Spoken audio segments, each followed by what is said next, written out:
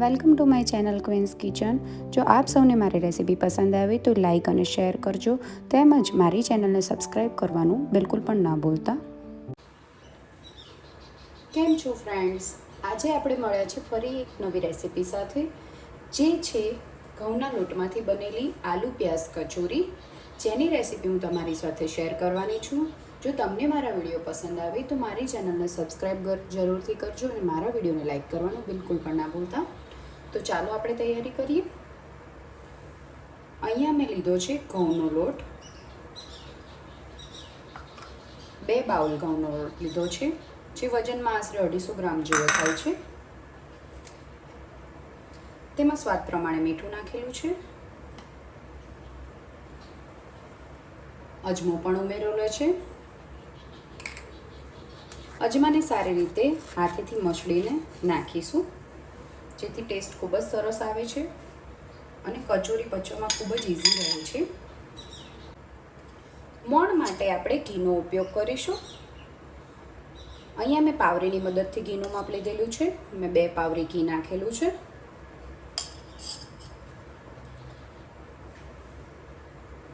લોટ બાંધવા માટે મેં 150 ml પાણી લીધું છે. તેમાંથી કેટલું પાણી વપરાય છે તો હું તમને જણાવી દઈશ. પહેલાં બધી વસ્તુને સારી રીતના મિક્સ કરી દઈશું.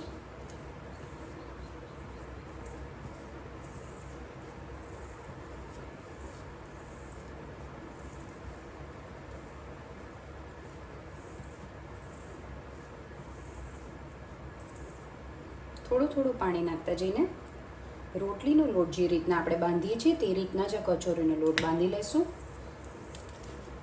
તેને ખૂબ નરમ પણ નથી કરવાનો અને કઠણ પણ નથી રાખવાનો, જેથી આપણી કચોરી બહુ સરસ રીતના ફૂલે છે. જે લોકો મેંદો અવોઇડ કરતા હોય તેમજ બાળકો માટે આ ખૂબ જ હેલ્ધી છે, તો જરૂરથી આ રેસીપી એક વખત બનાવજો.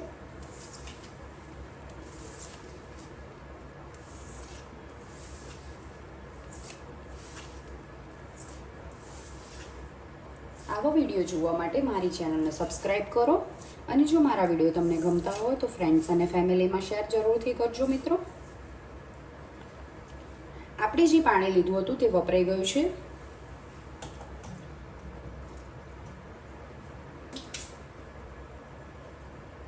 બીજું તેટલું પાણી લીધેલું છે આપણે.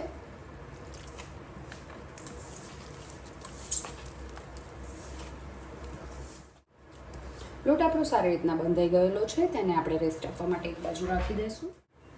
હવે આપણે સ્ટફિંગની તૈયારી કરી લઈએ, જેના માટે આપણે જોઈશે બાફેલા બટેકા, જે 3 થી 4 નંગ નાના બટેકા છે, 2 મીડિયમ સાઇઝની ડુંગળી છે, તેમજ રૂટિંગના મસાલા છે, સાથે સૂકા ધાણા, વરિયાળી તેમજ જીરુંને શેકીને તેનો મસાલો બનાવી લીધેલો છે. તો આવો ફ્રેન્ડ્સ બનાવીએ એનો મસાલો. પેન ગરમ રાખી દઈશું. તેમાં 1 મોટા ચમચા જેટલું તેલ નાખીશું. તેલ ગરમ થઈ ગયા બાદ તેમાં જીરું ઉમેરીશું. ત્યારબાદ થોડી હિંગ નાખીશું. 1 લીલું મરચું, જેને મેં બારીક સુધારી લીધું છે. ઝીણી સુધારેલી ડુંગળી ઉમેરી લઈશું.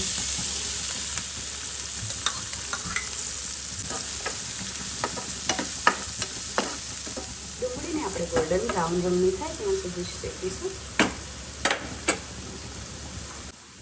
તમે જોઈ શકો છો કે ડુંગળી સારી રીતના સતળાઈ ગઈ છે. ત્યારબાદ આપણો બનાવેલો ધાણા જીરું આમાં ઉમેરીશું. આની અંદર વરિયાળી, જીરું તેમજ સૂકા ધાણા મેં શેકીને ક્રશ કરી લીધેલા છે. બધા મસાલાને સારી રીતના મિક્સ કરી દઈશું.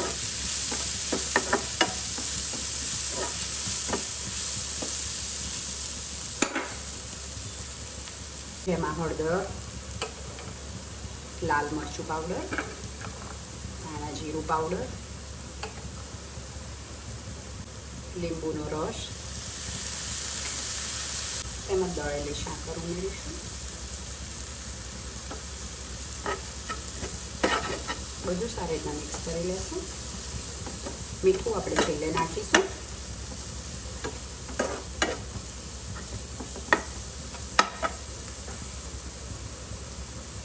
બાફેલા બટેકા એડ કરી દઈશું, જેને આપણે મેસરની મદદથી મેશ કરી લઈશું.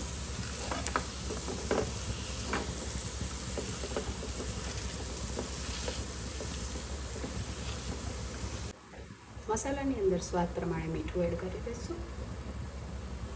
તેમાં સારી રીતે ધોઈને કોથમરી પણ એડ કરી દઈશું. બધી જ વસ્તુને સારી રીતના મિક્સ કરી લેશું. લોટની અંદરથી આપણે નાની સાઈઝના લુવા બનાવી લેશું. આ સાઈઝના ગુલ્લા જોઈ શકો છો ફ્રેન્ડ્સ, આપણા ગુલ્લા આ રીતના તૈયાર થઈ ગયેલા છે. હવે આપણે જે સ્ટફિંગ બનાવ્યું હતું તે ઠંડુ થઈ ગયું છે. તેની અંદરથી આપણે આવા નાના નાના બોલ વાળીને એક સાઈડ રાખી દઈશું.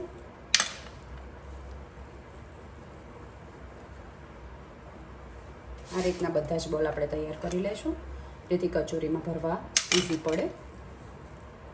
ફ્રેન્ડ્સ, આ રીતના આપણે બધા જ બોલ તૈયાર કરી લેવાના છે. ફ્રેન્ડ્સ, આ રીતના આપણે બધા જ બોલ તૈયાર કરી લીધેલા છે. આ રીતના આપણે બધું જ ફિલિંગ કચોરીમાં ભરી ત્યારબાદ તેને ડીપ ફ્રાય કરી લઈશું. સ્ટફિંગ થોડું વધારે લાગે તો તમે થોડું ઓછું પણ કરી શકો છો, જેના કારણે કચોરી ફાટી ન જાય.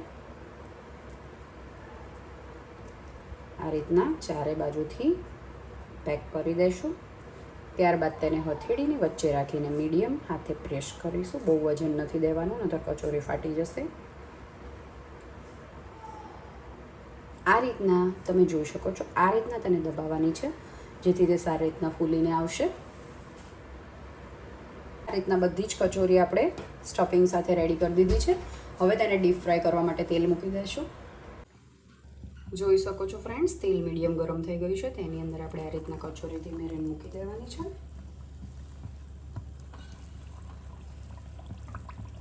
હાલ તેને પલટાવવાની નથી, તેની જાતે તે તળાતા ઉપર આવી જશે.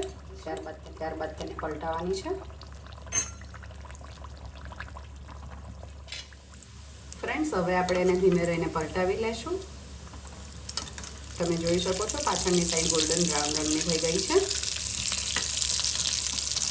જોઈ શકો છો ફ્રેન્ડ્સ, કચોરી એકદમ ગોલ્ડન કલરની થઈ ગઈ છે. તેને આપણે કાઢી લેશું.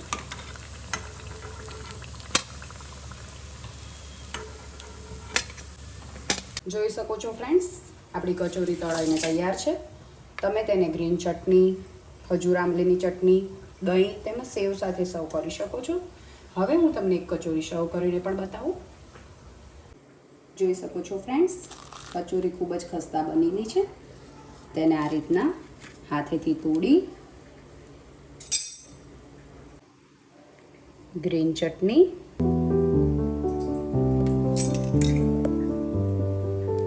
ત્યારબાદ ખજૂર આંબલીની ચટણી, થોડું મોળું દહીં એડ કરીશું, ઉપરથી સેવ સ્પ્રિંકલ કરીશું.